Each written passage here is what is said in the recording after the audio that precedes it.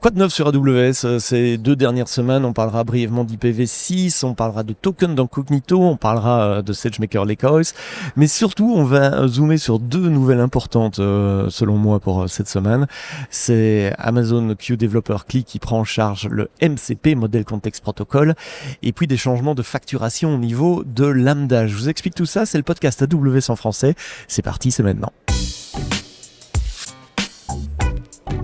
Le podcast AWS en français. Sébastien Stormac. Enregistré un peu plus tôt que d'habitude. D'habitude, le Quoi de neuf, je l'enregistre le jeudi soir pour le publier le vendredi matin. Comme jeudi étant jour férié, j'enregistre le mercredi. Il se pourrait qu'il y ait encore des news qui sortent aujourd'hui, mercredi ou demain, mais on en parlera la fois prochaine. Vous entendez un peu de bruit de fond derrière moi. C'est parce que j'enregistre depuis le salon d'expo AWS Summit à Londres. J'ai enregistré toute une série de podcasts aujourd'hui. Et ben voilà, c'est pour ça qu'il y a du bruit derrière moi. On est sur le Community Lounge.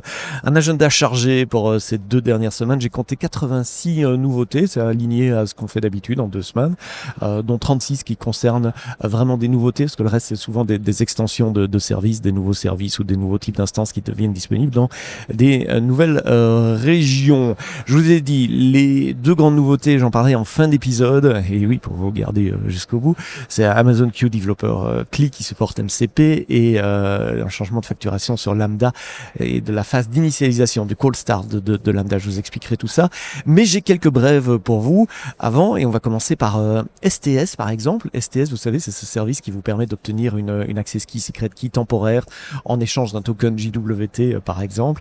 Eh bien, STS a des endpoints régionaux, même si avant tout était redirigé sur US East, sur la région North Virginia. Et bien maintenant la redirection vers les régions se fait tous. A priori, ça ne devrait pas impacter votre code. Ça ne se fait que pour les régions qui sont disponibles par défaut. Pour les régions opt-in, la redirection vers Northern Virginia se fait toujours. Mais le best practice, et ça vaut la peine de le rappeler quand même, c'est d'utiliser les endpoints régionaux de STS. IPv6, c'est important parce que nous facturons les adresses IPv4, c'est cher même. Donc c'est important de savoir qu'il y a des nouveaux services qui supportent des dual stacks sur IPv6. Cette semaine, c'est AWS App Config qui passe à IPv6 et également Amazon SQS, ce service entièrement managé pour poster des messages dans une file d'attente et les récupérer de l'autre côté, qui supporte maintenant des endpoints en IPv6 ou en dual stack. Donc mettez à jour vos applications pour utiliser IPv6 là où c'est disponible. Important pour les développeurs, Amazon Cognito supporte la rotation des refresh tokens. Alors là, ça mérite peut-être un petit mot d'explication. Quand vous obtenez un token de Cognito, vous recevez un access token, mais vous obtenez également un refresh token. Un refresh token, typiquement, c'est un token qui a une longue durée de vie, plusieurs mois, voire plusieurs jours, plusieurs semaines, voire plusieurs mois, parfois jusqu'à une année. J'ai déjà vu ça dans certaines configs. Et un refresh token, ça permet à une application cliente d'obtenir un nouvel access token sans demander à l'utilisateur de s'authentifier. C'est-à-dire l'application client reçoit le refresh token. Si jamais l'access token expire, ce qui est typiquement le cas après quelques heures, voire une journée, eh bien, l'application cliente peut demander un nouvel access token en présentant le refresh token, ce qui évite à l'utilisateur de devoir se réauthentifier username, password. Mais évidemment, si cette refresh token il a une durée de vie très longue, comme 1 an, si jamais il fuite, ça permet à celui qui a récupéré le refresh token d'obtenir des access tokens gratuitement pendant 1 an.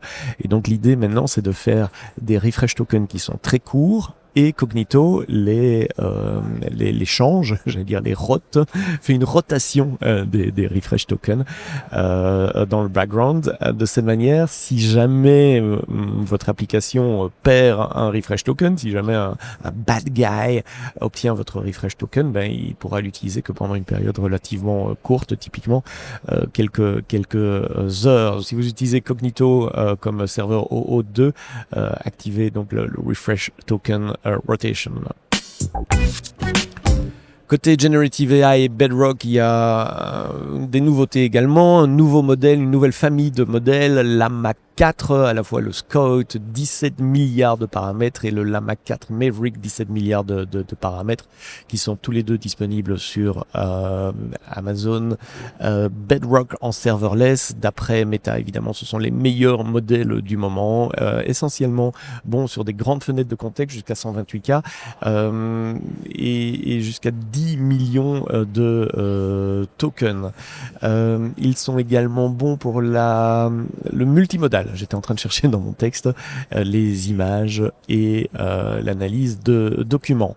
Deux nouveautés côté Bedrock lui-même qui sont disponibles généralement maintenant, c'est le routage de prompts intelligents dans une même famille de modèles. C'est-à-dire, si vous envoyez un prompt à Bedrock et que vous avez activé l'Intelligent Prompt Routing, Bedrock va analyser quel est le modèle dans la famille que vous avez demandé. Anthropic, Llama ou Nova sont les trois qui supportent ça, et envoyer votre prompt peut-être à un modèle différent de celui que vous avez demandé pour avoir un meilleur ratio coût-performance, pour que ça vous coûte moins cher. Donc Bedrock va lui-même évaluer la qualité des différentes réponses des différents modèles et vous donner la réponse qui convient le mieux entre deux modèles d'une même famille. Donc IQ 3.5, Claude Sonnet 3.5 et Claude Sonnet 3.5 V2 sur Anthropic. Meta, ça concerne les modèles Llama 3.8, 70 milliards, 3.2, 11 milliards, 90 milliards et 3.3, 70 milliards de paramètres. Et Nova, c'est Nova Pro et Nova Lite. Il y a un blog post assez intéressant là-dessus, je vous mets le lien évidemment dans les notes du podcast. Et puis la dernière nouveauté de Bedrock que j'ai accroché pour vous cette semaine, c'est l'optimisation des prompts. Donc Bedrock va lui-même essayer d'optimiser le prompt que vous avez donné spécifiquement pour le modèle que vous utilisez. Anthropic, Llama, Nova, DeepSeek, Mistral et Titan sont ceux qu'on supporte. Vous savez l'importance de fournir un bon prompt à un modèle pour avoir une bonne réponse. Et donc quand vous activez cette option qui se trouve dans Amazon Bedrock Prompt Management, maintenant il va essayer d'optimiser le prompt spécifiquement pour le modèle que vous avez donné. De l'IA à la data, il n'y a qu'un pas que je n'hésite pas à franchir pour parler de SageMaker Lakehouse qui supporte maintenant les Attribute Based Access Control. J'ai déjà souvent parlé d'ABAC, Attribute Based Access Control. C'est cette manière dont vous pouvez définir des politiques d'accès qui dépendent pas nécessairement de groupes ou d'identités, mais où vous définissez des politiques qui dépendent d'attributs d'une identité. Par exemple, je suis Sébastien, j'appartiens au département marketing, je travaille sur le projet 1, 2, 3, et donc on peut créer dans IAM des politiques d'accès qui disent voilà, toutes les personnes qui travaillent sur le projet 1, 2, 3 ont telle et telle permission. Donc les permissions dépendent des attributs de l'identité et non pas de l'identité elle-même. Ça aide à réduire le nombre de politiques d'accès et à mieux gérer vos politiques d'accès, et donc maintenant c'est supporté dans Amazon SageMaker Lakehouse. Et j'en viens au cœur des deux nouveautés de la semaine. D'abord Amazon Q Developer CLI en ligne de commande, qui est ce chat en ligne de commande qui vous aide à développer, qui est assez incroyable. J'en ai déjà parlé dans le podcast. Si vous voulez faire du vibe coding, du refactoring, générer des tests, analyser votre code ou vous aider tout simplement à coder plus rapidement, n'hésitez pas à installer Amazon Q Developer CLI. Il faut même pas de compte AWS. Vous pouvez vous authentifier juste avec un Builder ID pour lequel il ne suffit que d'une adresse email.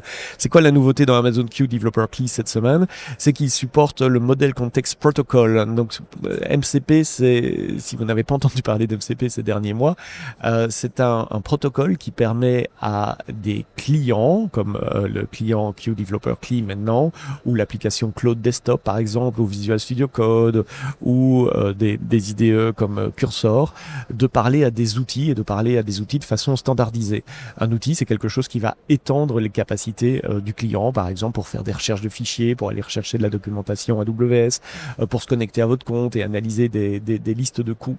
Donc le modèle MCP permet de développer des outils qui peuvent être ainsi intégrés dans plein de clients différents, et maintenant dans Amazon Q Developer CLI. Mon collègue Ricardo Suarez, qui est pas très loin de moi ici au Summit, a écrit un blog post pour vous montrer comment ça marche, et je vous mets évidemment le lien dans les notes du blog post. J'ai un peu joué avec, j'ai créé des outils qui permettent de rechercher dans un catalogue de musique, par exemple, pour avoir des pochettes d'artistes, etc. Ça n'a rien à voir avec des tâches de développement.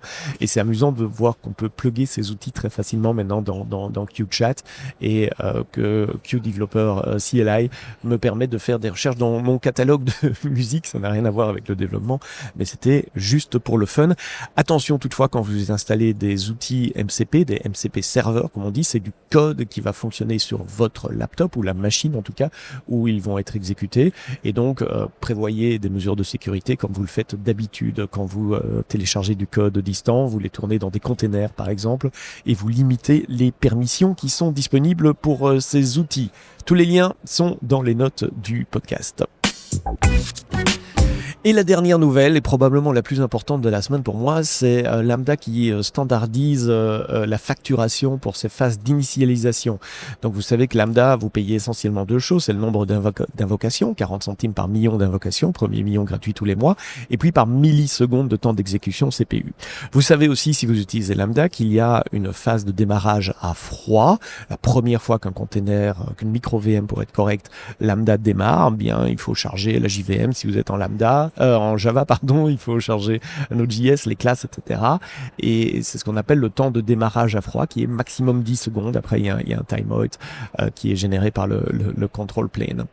Cette phase n'était typiquement pas facturée quand vous utilisiez des runtime managés. Donc, si vous utilisiez Python, Node.js, les runtimes fournis par AWS, cette phase d'initialisation n'était pas facturée. Elle était facturée, bizarrement, si vous utilisiez Docker comme format pour amener vos binaires sur Lambda.